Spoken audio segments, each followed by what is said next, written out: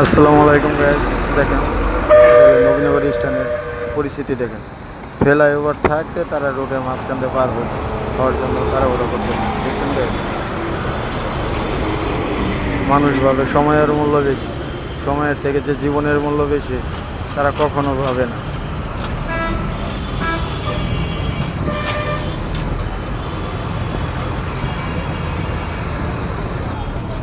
তো পাশেই কিন্তু রয়েছে ফ্লাইওভারটা তারা পার হবো না, 2 মিনিট সময় বেশি লাগতে পারে। এই কারণে এটা কম বেশি সবাই এখান দিয়ে পার হচ্ছে।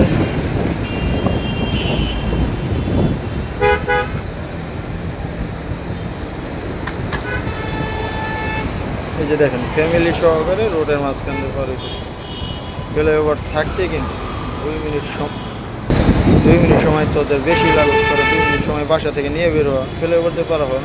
দেখেন গাড়িটা কীভাবে বেপরোয়াভাবে চলাফেরা, এটা আপনারা না দেখলে বিশ্বাস করবেন না। একে একে কয়েকজনকে আপনাদের দেখায় কীভাবে চলাফেরা করে। ফ্লাইওভার থাকতে বাংলাদেশের এই পরিস্থিতি। একটা দুর্ঘটনা ঘটে গেল, ড্রাইভারের দোষ, ড্রাইভার নেশা করে, এটা করে সেইটা করে। তো এটা জনগণের স্বার্থে, বাংলাদেশের সবার স্বার্থে কিন্তু এই ফ্লাইওভারগুলো বানানো হয়। লক্ষ লক্ষ কোটি কোটি টাকা খরচ করে ফ্লাইওভার বানানো হয়। আমরা মানুষ অসচেতন হইতে পারে এরকম বিপদটা জানি। বাইটা দেখেন গাড়ি করে মাঝখান দিয়ে দাঁড়ায় দিয়েছে, পারবো তোরা জানা ওইখান দিয়ে জানা তাও যাইব না। গায়ে দিতে হইল আমাদের বাংলাদেশ।